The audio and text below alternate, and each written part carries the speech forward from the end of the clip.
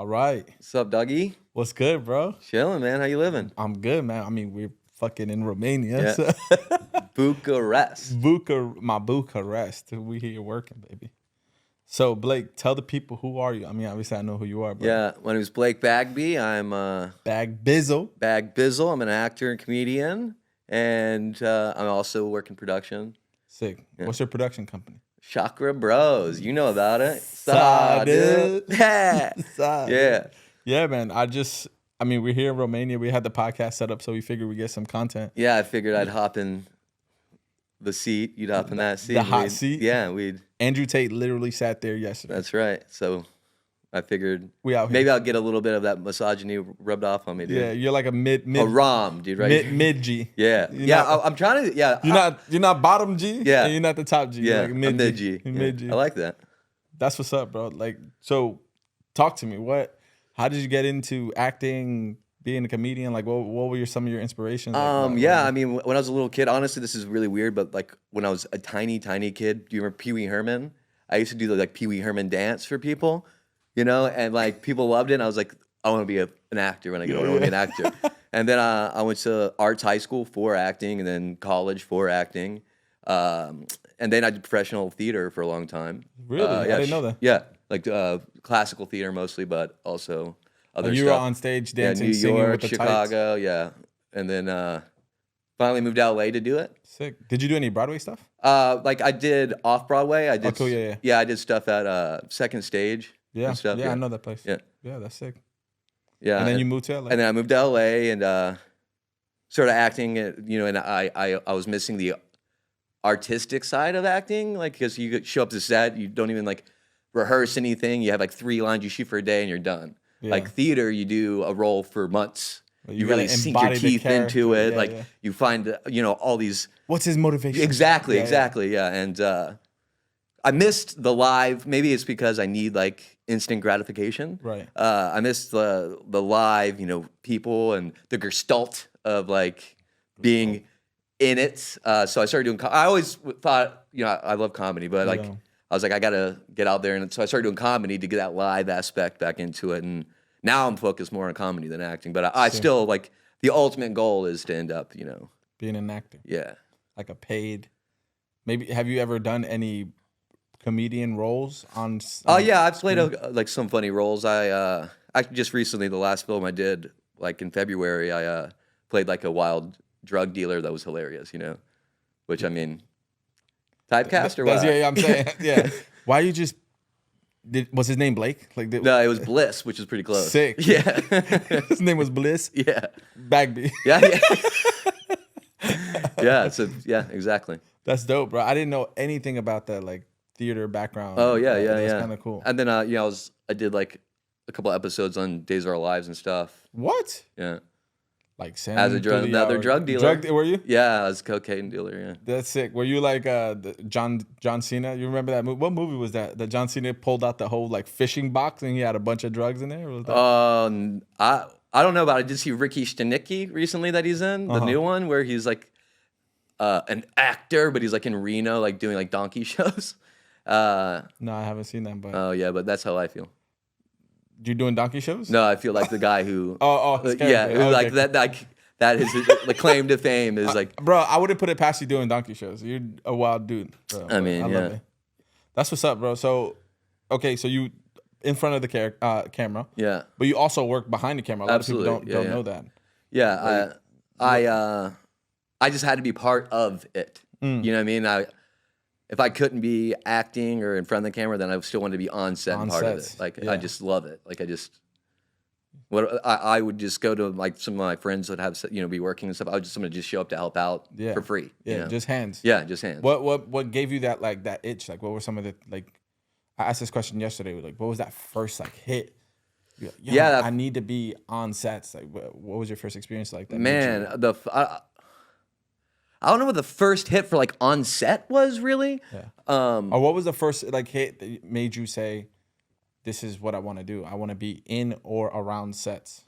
I guess it was really in high school, like the first successful play that I did, and felt like I was seen. my parents, like, so like I'm from like a Southern family, you know, and like acting and stuff isn't like something that they're like cool with. And it was like they saw a play of mine, and they were like, my parents were like, wow, like that you're great. You're great, and like first time they realized like maybe this is something I could do. You know what I mean? And I think that was. It's all about approval for me. I was like, needed that approval, you know. Once I got a little bit of approval from my parents, like, okay, I can do it, you know. Yeah. But like on set, the first like shot of adrenaline was probably just being like a PA and just seeing the power of people's passion, you know, like people work their whole lives to sit and light one guy, you know what I mean? Like, to focus on lighting. Like, you know, I don't know, like, that's like so incredible to me that like people don't understand how hard that is. Lighting. It's such a, so like. When I heard of something called shaping, I was like, what the hell is that? I thought you just turn the light on, put it there. It's like, no, there's a fall off and there's a gradient. And then I'm like, what? Yeah. And people master it. So yeah, I can understand how that was so impressive and could have you like, I thought I knew this, but I want to know more. Yeah, for sure. That's cool. And like I was like, as an actor on set, you know, I was like hanging out with the crew a lot. Like, you know, you would be that guy. Like, I was like, so what's this do? Like, so why are you doing this? Like, even in college, my roommate was a lighting designer. Sick. And like, we would honestly just smoke weed and like, I'd mess with the lighting board and like, you know, just like learn all about like that side of it and stuff. So. And you do some of that stuff. Yeah. I program and stuff specifically because of that dude. And like, I feel like I got a dual degree because him and I were just like. You share each other's knowledge. Yeah, exactly. That's how it should be. But I want to talk about like, I want to go back a little bit and talk about the instant gratification aspect of acting and being a comedian. I feel like a lot of comedians have a really dark story. Yeah. And because they live in the darkness and because a lot of their lives might be heavy, that instant gratification or bringing joy to other people and seeing them laugh or enjoy themselves by something you said and lighten the moment. For sure. I think that's something powerful to talk about. Like, why do you think that you lean towards comedy versus, because you did theater. Yeah. And then now you're doing comedy. There's a juxtaposition. Like, what do you think you do comedy now? Well, I mean, there's definitely darkness behind it. I think being sad about a lot of things and wanting to be cheered up and not being able to find that other than laughing or watching. I used to watch Comic View and BET as a kid. Yeah. And yeah, like no matter what was going on, I could tune into that and forget and giggle. You know, no matter what happened, you know what I mean? Like an escape. Yeah, and like after I lost like my grandmother and my best friend like within a month of each other, you know, like I had a hard time dealing with that without joking about it. Like that's how I dealt with it, was joking about it. And yeah, I just think laughter's the best healer, you know. Yeah. I didn't mean to get so deep or so heavy, but I think people need to see that side of you because you are so lighthearted and you are so funny and fun to be around. Sometimes people might think everything Blake does or says is a joke, but you're a fucking boss. Like you got some value that you bring to the table. You're very knowledgeable about the cameras. You're very knowledgeable about what you do. You're a legit actor, funny ass dude. So I just wanted to bring some. I feel like that's a weakness sometimes, though. I feel like people, and maybe it's something I need to work on, don't take me seriously sometimes. They think I'm just a jester. Yeah, you know, and like I struggle with that too. That's why I brought it because I like to joke around. And absolutely, sometimes people think it's a joke, and it's like I'm not a fucking joke. Yeah, like, seriously, I'm being serious. Yeah, like I get underestimated, like my intelligence because of. But you have to be smart to be this dumb. You know what I mean? Like exactly. Look at Jim Carrey. Yeah, dude. Yeah, absolutely. You know how smart you have to be to play a dumb person. Sacha Baron Cohen. Right. You know what I mean? Like dude's a genius. Genius. Legit Genius, Oxford. You know, like actual like genius. Yeah. And you're there too. Yeah. Oh man, I appreciate that. Bro, that's company. Yeah, that's right. Borat, Sacha Baron Cohen, Jim Carrey, Bag Bizzle. No. You're up there. Appreciate that. Yeah, man. So what's one thing that you would want people to know about you that they don't know? Like if you were to meet someone or even people who know you for a while, what's something that you think people don't know about you? Man, hit me with a real question. I really don't have a good answer for that. Something I want people to know that they don't. That they don't know about you. I mean, maybe going back to, I'm not just a joke. Like I like, first off, I love to be roasted. I love to joke about stuff, but I think that, that people assume because you're giggling and making jokes that, you're just some dumb person. And I think, I guess I don't care. Actually, I don't care. I don't know. You just stumped me with that question, dude. Yeah. Way to go, dude. Good. Nah, the reason. Thanks, dude. The reason I asked that is because we're not gonna name names, but we're on a really big set right now. Yeah. We just filmed Andrew Tate, and I saw a different side of you. I saw you lock in, and I saw you like really focus when we were filming. Like your personality is bigger than life, but when it was time to lock in, I saw you lock in, and there was a person that continued. They said it multiple times. Oh, look at Blake being all serious and being professional. Oh, like yeah. that part of you didn't exist before. That part of it's a rare thing. For sure. I saw the professionalism, and I saw how you were just locked in, and you were like asking questions, but you were also really listening and really adding tremendous value, unspoken value. And the reason I asked that question is because I feel like people need to know that about you. Yeah. People need to know that you're not just a comedian. You're not just a funny guy. You're like actually badass. Appreciate that. Yeah. I appreciate that. I do to myself though. I don't do myself any favors by like always making the quickest joke possible. Yeah. I just can't help it. I can't help myself. Yeah, I suffer from the same thing. I get it. Yeah. But I think, at least for me, the comedy comes from a place of, I've seen some dark times. Me too. I've seen some dark times, and it's heavy, bro. I want people to not feel heavy. Yeah. So I try to bring that levity to every situation. Yeah. And sometimes it could be to my own detriment, where I'm like, no, people not taking me serious. Yeah, exactly. And I also feel like in a professional setting, having someone cracking a couple of jokes while you're still being professional makes the day so really much does. better. No, it does. It makes the experience, everybody feels more comfortable. I feel like once you start giggling together, like the community really happens. Yeah, you know exactly. what I mean? Exactly. I've been on sets where everyone's fucking so serious. Yeah. And it's like, yo, at the end of the day, we're pressing record and creating content for, like, it's not that deep. For sure. It's not like we're doing brain surgery. If we were doing brain surgery, I'm like, I don't want doc. I don't need a joke about hand me that scalpel. Just kidding. Yeah, exactly. It's like, oh, look at that. Her brain is out. Can she give me a good brain? Saying a dumb joke like that. Sure, it's like, for sure. Oh, she's losing gray matter. I don't think it matters. Like, no, we need to be serious, bro. Yeah. But on a set where we're just creating content for the world to enjoy, being creative, I think it's part of the process. It's part of the process. Dope. Yeah, man. I don't know what else to ask you, bro. Anything you wanna just talk about, bring up, mention, promote? Yeah, Chakra Bros, of course. Yeah, we're out here, bro. Yeah, we out here. Just because I'll probably put this on OnlyFans TV, we can talk about OnlyFans and OnlyFans girls. Let's do it. Let's talk about it. What do you feel? I think it's hilarious, bro. Yeah, so I love OnlyFans girls. You love them. I love them. I think it's. I don't judge them. I don't care. So a lot of people like whatever podcasts, and all these people put them on the podcast and like call these girls out, make them look stupid. And some of the girls are whatever, and some of the girls are vapid. That's just people in general. Yeah. Right? Like some of them are just. But I've met a lot of porn stars, and OnlyFans girls are really sweet.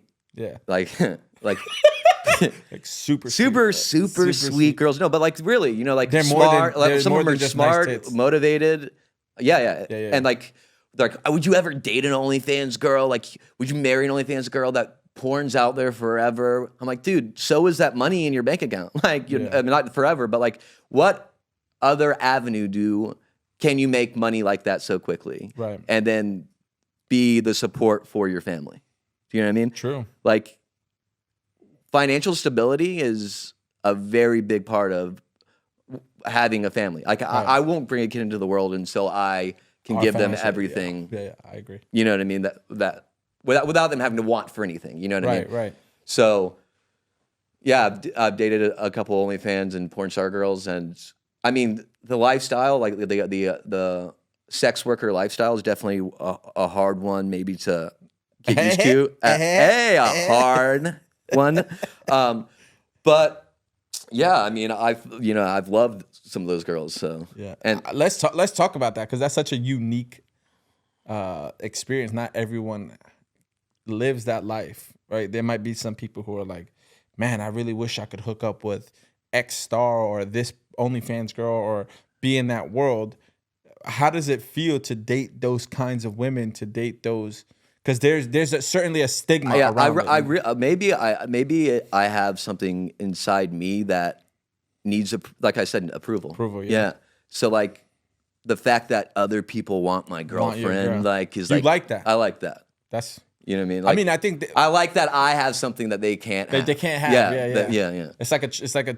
I don't want to say trophy because I don't want to objectify, but that's what. Yeah, kind of. I mean, but like for my shallowness and like that's a reflection of me, not the woman. You know what I mean? Right. It's like your prize. Yeah, Like, for sure. This is something you can't have and I have. Yeah. But does it bother you that they create content or collab with other men, or So- are there certain boundaries that you draw When in a relationship? I dated my ex, she only did girl while we were dating.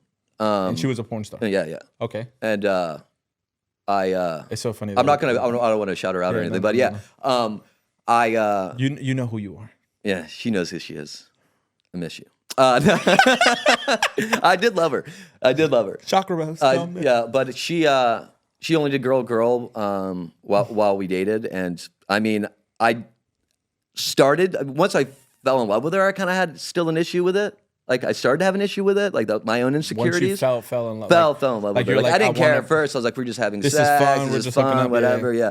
And then I was like, I love this girl, and Yeah. she's gonna go get her you can her see it. box smashed by some chick's face. You know, like. Yeah. But she would bring it home, so that was fun. So that made up for Yeah. it. So she would bring home. What does that mean for those who? She'd bring girls. She would also like a weird thing that she would do, which I didn't even know she was doing it at the time. Was she would get us escorts. She would like get girls that I just thought she knew or were friends of hers, you know, and she'd like invite them over and we'd like hook up and like do all this stuff. And then I caught her one day like paying the girl in the hallway. Oh, that's different. Yeah. And I loved it. You loved it. I thought it was, I don't know why. I was like, you paid her? Yeah. I was like, you were so dirty. You wanted to pay okay. her? Yeah, Like, it is. God. There was that. Yeah, there's that. So there's something, I'm sick, dude. Yeah. There's I'm sick, yeah, dude. sick as fuck, dude. No, but like actually sick or something. You know what I mean? Nah, For me to, you have just different things that turn you on. There's Yeah, nothing wrong yeah. with it. But that's interesting because for me, I don't think I would ever be cool with any of that stuff. Right. Like, and it's like I said, I don't judge people yeah. for their lifestyle. I wasn't cool with it until I was like fell in love with someone who was doing it and then had to, and then like. Yeah. Now, like I'm not trying to date a porn star again, or anything. Do you think you were cool with it because you were just in love with her, or do you think you were actually cool with it? Was it something that you were like, okay, I could just look past this because I love this girl, or At first, it was that for sure. I think maybe I never really got over it. I mean, I definitely like there are times where I definitely struggled with it. You know what I mean? But like, would get over it. I mean, like you get over it. Yeah. But yeah, I think that it changed my mind about it. I changed my mind about like sex work and those girls being in relationships. It changed my mind about like how that all works, like swingers and stuff. I always I grew up like Catholic, you know, like I would have a wife, it's just yours, and and then like moved to LA and like expand my mind, your and then mind like got and then I exploded dated open. this girl, and then all this stuff happened, and like I'm not looking to do it again, but I probably would. Yeah, I feel the same way about that expansion. Right, I moved to LA. I also grew up Catholic, and my family they're not super religious, but we definitely went to church every Sunday. I wanted to be a pastor when I was a young kid. I wanted to be a priest until I found out you couldn't get married. Yeah, exactly. Same. As a I kid. wanted to be a priest, but then I found out about girls, and I was like, let me be a pastor. I can have a wife. Exactly. I can still enjoy the flesh. Yeah. But, The flesh. you know. Yeah. But I don't know what I was saying, bro. I lost my mind. But yeah, You grew up Catholic. Oh no, I expanded my mind when I moved to California. I started working with some people in the podcast space, and they would talk about like sex parties. Yeah.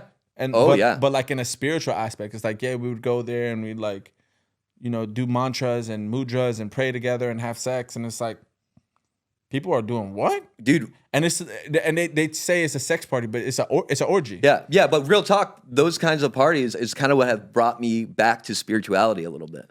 Is because of like those like honestly, because it is like, man, I think sex is such a beautiful expression of love, Right. and that 100%. we are so stigmatized by it. We hide behind it. We act like it doesn't happen. You can't look like it's dirty. It's like. But I think but that's why the porn industry's so big. Exactly, because it's like exactly. Behind closed doors, people are like, ugh. Yeah, But they don't get to express their love or that yearning or that animalistic. Absolutely, and I think like getting that out in a healthy way like stops some sex crimes from happening. You know what I mean? Like, and I don't think that like people are thinking if you're a slut, or I don't even want to use that word. I've never used the word slut in a bad way, by the way. I've never once been like, that girl's a slut. Ooh, I've been like, that girl is a slut. Yeah. You mean like, love it. You love it. Keep it I don't coming. think that means you're further from God. You know what I mean? Like, True. Like I think that, I mean, the way to get closer to, like, if you think of a religious purpose, right? Like, people say that we're here to multiply, right? What is it? What's the word that they say? I'm drawing a blank right now, but I know what you mean. But yeah, I don't know the exact thing. Yeah, sow your seed and yeah. procreate is the word that the only way to procreate is through having sex. Yeah. Right. So it's like it's one of the things that we know everyone does, but yet we still make it like dirty, which is weird. It is weird. And how beautiful would it be if the way to create is also done in the spiritual aspect.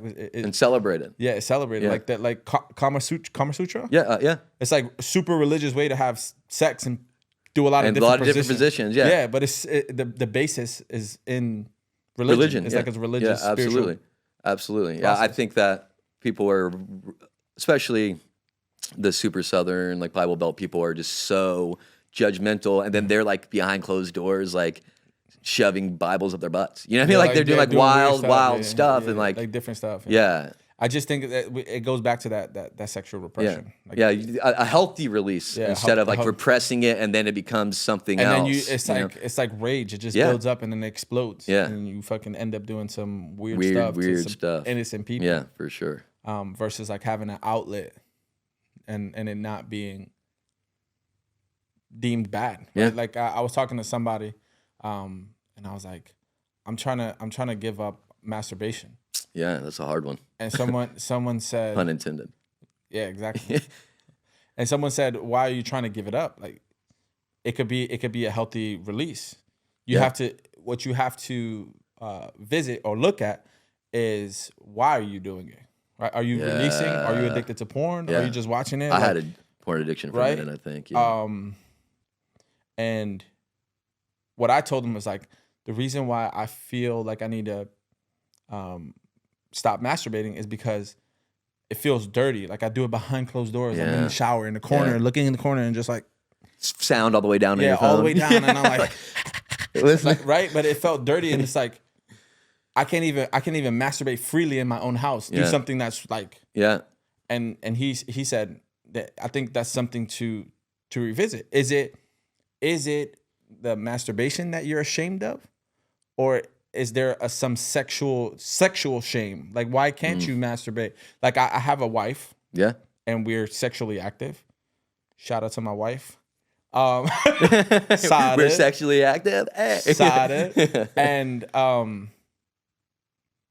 it's not like she's never seen what goes down, right? Yeah, for but sure. Why do I have to hide that from her? Why do I have to do it in like a repressed? Well, I think people sometimes feel like masturbating without your partner is like cheating almost in a way, like, because like I'm here, why would you do that without me? Right. Like you're looking at some other people doing it and instead of there's like a certain shame surrounding it. Like, am I masturbating to release, or am I masturbating because I'm addicted to porn? Right. Like, am I masturbating to the thought of something intimate with my wife, or am I using someone else's experience? Like there's a I think people masturbate sometimes it's just an escape from life. I mean, I've done that. I feel like during COVID, dude, I put up some numbers, bro. I was a beginner baiter before COVID. Now I'm a masturbator. You know what I mean? Like I figured it out. Yeah. I was like getting into step bro porn, dude. Yeah, that stuff is crazy, bro. Dude. I I hung out with a girl who was People super were stuck in the washing into machine and all that. yeah, step bro porn, and I was like cool with it until I met her stepbrother. Like I was like, this guy's He's hot. really hot. Yeah, Like, fuck this. Damn, I was like, You can't like that You can't anymore. watch that Yeah, shit yeah. anymore. That's weird. It's Yeah. too close. Yeah, it's too close. to It's home. too close to home. Yeah. Well, sick, bro. I mean, I feel like we could talk for more, but I don't know if we have enough space on Yeah. the cards. Rodney, where are we on the? 25 minutes. You want to go for another 10? I think Yeah, we can do another 10 if you want to. Or, Yeah? Or we have 25 minutes left, or we've done 25 minutes. Yeah, we could Let's go do for a that little. few Yeah, more minutes. Cool. Perfect. So yeah, no, I get that. Like the step bro stuff is it's interesting because it's one of those subjects. It's taboo. See, and that's the thing about the porn industry. It's like the taboo, and the most taboo stuff is like what we All as a society are craving. about. Yeah, exactly. Yeah. But I mean, I didn't have a step family, so me watching that isn't as weird, but it makes me wish I did. I'm like, damn, I wish my parents might have got divorced. Yeah. Like, Why the fuck my mom and my step? yeah, I my didn't know you got stepdad- a hot stepsister and maybe a hot stepmom too. Why did my stepdad divorce my mom? Man? I was a hot stepdad. I miss him. I miss him. Yeah. I should call him. Yeah, I should call the him. Mayo I should- squirt, yeah, I should- Mayo squirts. I should call him. You should. Sada. Sada. Yeah, man, that's interesting, bro. How do you transition from dating girls that were in the industry to dating? Man, the girls afterwards who find out are, man, real judgmental about it. Really? If you date a girl and first time you get in a fight, she's like, why don't you go back to your Porn star, yeah. you know, and makes it harder. I mean, it's kept me out of a relationship for sure. Also, that relationship kind of did something to me, and I haven't, you know, I've had a hard time believing in love since, you know. Do you want to talk about that? I mean, we can. I mean, yeah, I'm not afraid to. What was that? What was that thing? What happened? Was there like a trust, a shame, a guilt? Like, Man, what I was- don't know. I just, Let's find out. yeah, I mean, I really did love the girl, and I feel like falling for someone like that. Like, dude, after we broke up, I was like watching her porn. You know what I mean? Like, fuck, dude. I don't know. And then like, I got gaslit by her a little bit. Bro, like, it's like Instagram, but the most version. intense version Yeah, of it. it's Yeah. like, damn, we broke up. Let me scroll through her page. Yeah, you got people. Yeah, but I got dudes. You know, like the next day, she was like back at Guy Girl. You know what I mean? So, but yeah, I think that hurt. Like right after, like, I mean, and I've grown a lot because I think I've done a lot of internal processing. Yeah. And it's opened my eyes about a lot of things, but it put a dark mark on my love language, you know, or like my love life, because I'm looking for a girl like that who's not that. Like like to find a girl who does that kind of stuff with you, and to find a girl that you want to take home and like maybe raise a family with, it's hard to find someone that lies in between both of those. Yeah. You know what I mean? Without it being one extreme or the other. And like that's what it sounds like. It Yeah, sounds like you're looking for someone who is at this extreme and will do the yeah, crazy but I wanted to taboo. also do And like you want someone that's behind closed doors, as taboo as an adult star. Yeah. And someone who you can bring home to mom. Yeah, for sure. Not gonna find. Maybe. Yeah. Yeah, but like it's not even like behind closed doors. It's more just like just so comfortable in their body and just sexual and just I don't know. There's just like something so exciting about someone who just I don't know. You just look at them and you can just feel that confidence. Yeah, oozing and out. Yeah. yeah, their juice. I know exactly what you're talking. It's not necessarily the acts. Yeah, It's not like, oh yeah, she does No, some yeah. nasty stuff. No, It's the confidence. the owning it. Yeah, it's the ownership of it. Yes, I get that 100%. I mean, those exist. They're out there. You just got to go to more spiritual sex parties in LA. Dude, chant some mantras, dude. Yeah. Hare Guru. Yeah, what is it? Yeah, I love it. No, I say that jokingly, but I have a friend. I don't want to say his name, but I have a friend in Austin that has told me about sex parties that he's gone to, and he's gone to sex parties and not participated in sex. And the reason he's gone to these parties is to learn restraint around hot women and beautiful women. And he said that he's met some of the most amazing women from these events, that he's starting to build deeper relationships with, because there's just a spiritual aspect to it. And that's what it sounds like that you're looking for. Like that confidence is not necessarily she's at a sex party doing crazy of course stuff. Not. Yeah. It sounds like you're looking for someone who's just comfortable in their body. Absolutely. Comfortable in their body. And honestly, that's something that we're all looking for. Like, one of the biggest reasons why I chose to make my girl my wife wasn't anything sexual. It was more, she's super confident. Yeah. Like, when you're around her, she lights up a room. Yeah, absolutely. She's super confident. She's a great person to be around. She's a motivating force. And I need this woman in my life. And you can just feel it. She doesn't even have to say anything. When she walks in the door, you just feel it.